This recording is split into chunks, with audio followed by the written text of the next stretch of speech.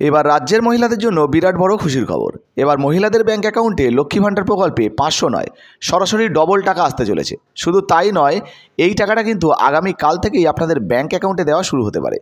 তো যারা যারা বর্তমানে লক্ষ্মী ভাণ্ডার প্রকল্পে আবেদন করেছিলেন, যে সমস্ত মহিলারা, তাদের প্রত্যেকের জন্য কিন্তু দারুণ সুখবর।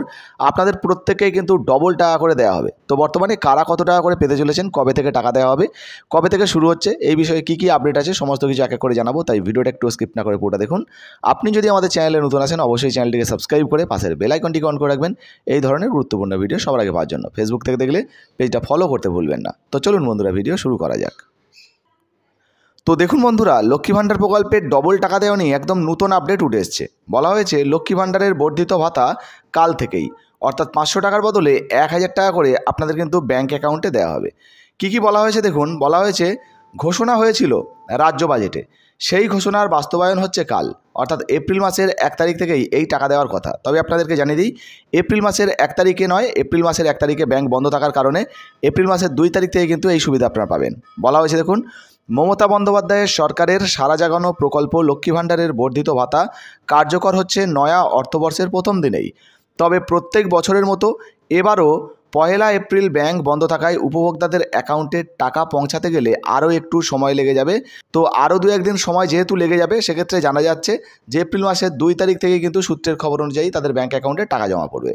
মোট 2,16,00,000 মহিলার ব্যাংক অ্যাকাউন্টে বর্ধিত হারে ভাতা পৌঁছাবে। যারা এতদিন 500 টাকা করে পেতেন, তারা পাবেন দ্বিগুণ। SC ST যারা রয়েছেন, সেই সমস্ত মহিলারা 1000 টাকা করে পেতেন, তারা পেতে চলেছেন 1200 টাকা, অর্থাৎ 1200 টাকা করে।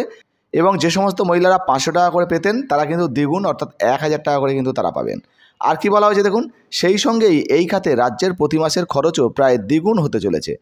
মার্চ মাসে যেখানে এই ভাতার জন্য খরচ করা হয়েছিল 1187 কোটি টাকা, সেই জায়গায় এপ্রিল মাসে রাজ্যের কোষাগার থেকে এর জন্য টাকা বেরোবে 2228 কোটি টাকা।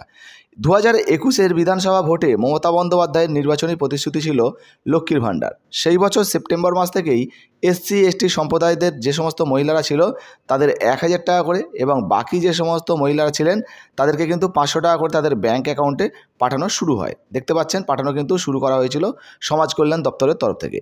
এবার লোকসভা ভোট ঘোষণার অনেক আগেই মুখ্যমন্ত্রীর বর্ধিত হারের ভাতার ঘোষণা করেছিলেন। সেই মতোই কাল থেকে শুরু হচ্ছে প্রতিশ্রুতির রূপায়ণ। অর্থাৎ বুঝতেই পাচ্ছেন, আগামী কাল থেকে কিন্তু আপনাদের প্রত্যেকের ব্যাংক অ্যাকাউন্টে টাকা দেওয়ার কাজ শুরু হয়ে যেতে পারে।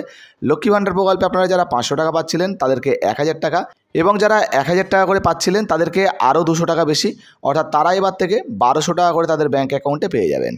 তো বুঝতেই পারলেন বন্ধুরা, সম্পূর্ণ নতুন আপডেট কিন্তু আপনাদের সামনে চলে এসেছে, সেটাই আজকে আপনাদেরকে জানালাম। তো ইতিমধ্যে লক্ষ্মী ভাণ্ডার প্রকল্পে আপনি আবেদন করেছেন কিনা অবশ্যই নিজের কমেন্ট বক্সে কমেন্ট করে জানাবেন। ভিডিও ভালো লাগলে ভিডিওতে একটি লাইক দিয়ে ভিডিওটা ফেসবুকে হোয়াটসঅ্যাপে বেশি বেশি করে শেয়ার করবেন। ধন্যবাদ।